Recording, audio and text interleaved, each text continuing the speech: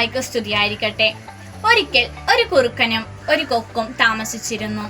കുറുക്കൻ കൊക്കിനോട് ഒരുമിച്ച് അത്താഴം കഴിക്കാൻ ആവശ്യപ്പെട്ടു.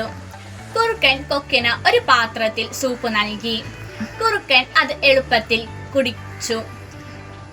പക്ഷേ കൊക്കിന്റെ കൊക്ക് കാരണം അത് കഴിഞ്ഞില്ല. പിന്നീട് ഒരു ദിവസം കൊക്ക് കുറുക്കനെ ഭക്ഷണം കഴിക്കാൻ ക്ഷണിച്ചു. ഇടുങ്ങിയ കുഴിയുള്ള ഒരു പാത്രത്തിൽ ഭക്ഷണം വിളമ്പി. കൊക്കിന് അതിൽ നിന്നും എളുപ്പത്തിൽ കഴിക്കാൻ കഴിയും. പക്ഷേ കുറുക്കന് കഴിഞ്ഞില്ല. ഈ കഥയുടെ ഗുണപാഠം സ്വാർത്ഥത പാടില്ല. നന്ദി.